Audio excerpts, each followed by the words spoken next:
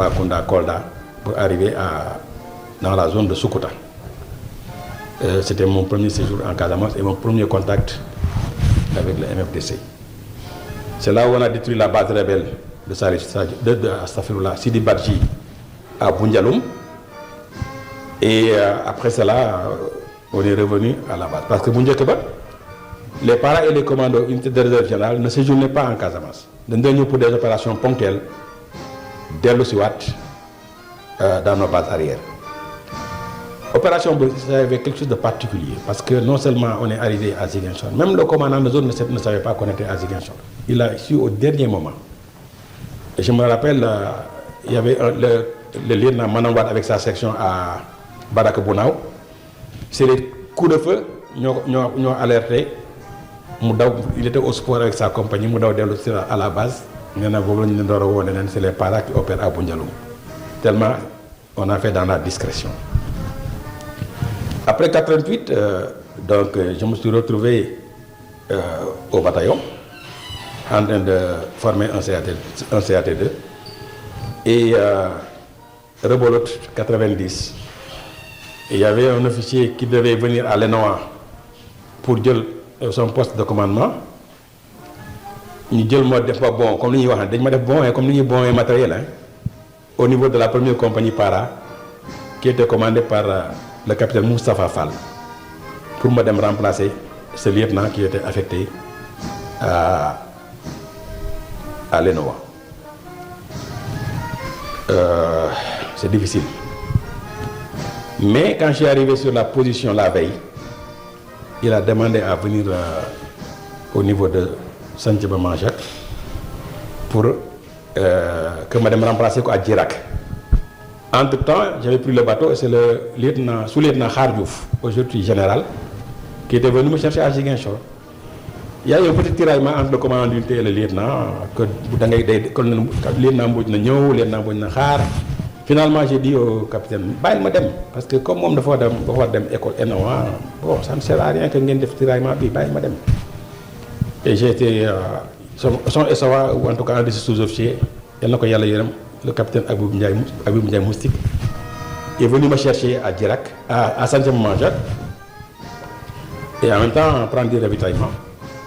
Arrivé à Djirak, il était 17h, entre 17h et 18h. Et j'ai dit aux gens, il y a une fille, emplacement de combat là, il faut être tranché, il faut être tara. Dès demain, Inch'Allah, il faudra qu'on s'y mette, hein, parce que là, c'est pas normal. C'est comme une prémonition, parce que le lendemain matin, à 6h du matin, la position a été attaquée. Attaquée par vraiment une ordre rebelle qui était venue pour prendre la position avec leurs mâts et les drapeaux du MFDC pour créer la capitale de la Casamance libérée. Donc, on a été attaqué, les combats ont duré entre 6h, 5 et 7h en fait. C'est ce jour-là que Atika est tombé. Atika, le chef rebelle, c'est ce jour-là qu'il est tombé. Et c'était la première fois également qu'on ramassait les corps des rebelles qu'on a menés. Et également, on avait ramassé des armes de deuxième génération. Parce qu'on a récupéré des Kalachnikov. On a récupéré des grenades à fragmentation de marque chinoise. Donc, ils étaient vraiment venus pour prendre la position. Ça a été très difficile. J'ai perdu mon adjoint, Foydje Lanigay, c'est un chef. J'avais perdu 3 soldats. Biram Faye en premier. Il y avait Idrissa Mbaye. Non, c'est les 3 que j'ai vus en fait. Biram Faye, Idrissa Mbaye et le sergent-chef Djelani. Mais les rebelles avaient laissé beaucoup de monde sur le terrain. On s'est rendu compte que tout le village de Kahem était derrière eux, soi-disant pour venir fêter avec eux la victoire du MFDC sur nous. Et ce qui a occasionné quand même après des combats au niveau de Kahem. Mais on a pu récupérer les corps qu'ils étaient en train d'amener. Ils ont tenté de monter à l'assaut sur nous, ils n'ont pas réussi. Et finalement, c'est l'inverse qui s'est produit, c'est nous qui sommes montés à l'assaut. Parce que quand je les ai vus partir avec les corps, j'ai dit il n'en est pas question. Et je suis monté à l'assaut avec mes hommes. Et ils ont laissé les corps qu'ils transportaient sur place. Lolo, nous savons plus ou moins nous opéré. Donc 90, un combat très difficile. Ensuite, mon deuxième séjour là-bas, toujours maintenant, je n'étais plus de la deuxième compagnie pratiquement, je suis devenu un élément de la première compagnie para. Ensuite, je me suis retrouvé encore en Casamance en 92, entre Badem Bagam, et là-bas également, il y a eu beaucoup de combats, mais à chaque fois, il y a le soutien Lanchi. À un moment donné, c'était très difficile pour les éléments du 5e bataillon du côté de Kagit. Et on a demandé à ce que ma section soit transférée à Kagit pour aller en renforcement à la compagnie du 5e bataillon qui était sur place et qui était commandée par le capitaine Manawad. Je m'en connu au passage.